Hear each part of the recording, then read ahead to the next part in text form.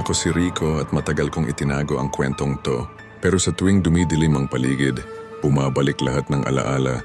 Noong isang taon, inimbitahan ako ng mga kaibigan kong sina Mel at Jonah na mag-road trip. Gusto raw nilang subukan yung bagong daan papuntang bundok. Ayoko sana pero pinilit nila. Hanggang sa maligaw kami. Napunta kami sa isang baryo na parang nakalimutan ng panahon. Walang signal. Walang kahit anong modernong gamit. Tahimik, sobra.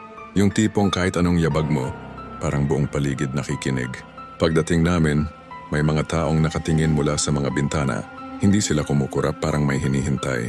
Lumapit sa amin ang isang matandang babae at sinabi, "Napagod siguro kayo?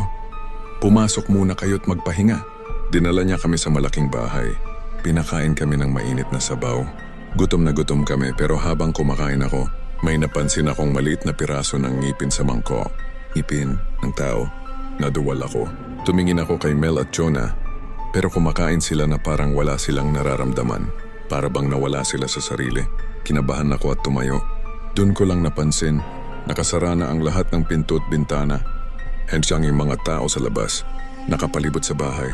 Isa-isa silang ngumiti at doon ko nakita. Mahahaba ang mga ngipin nila. Mapuputla ang balat at pula ang mata. Aswang, bulongko. Nagulat ako nang biglang tumayo si Jonah at ngumiti sa kanila. Para bang isa na siya sa kanila. Hawak niya ang braso ko mahigpit at bumulong.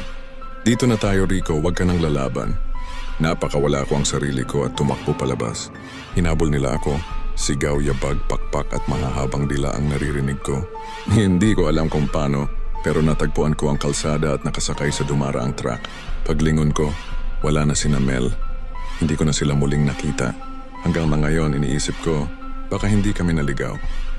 Baka may nagdala talaga sa amin doon. At kung totoong ang nakuha na nila sina Mel at Jonah, baka ako na ang susunod.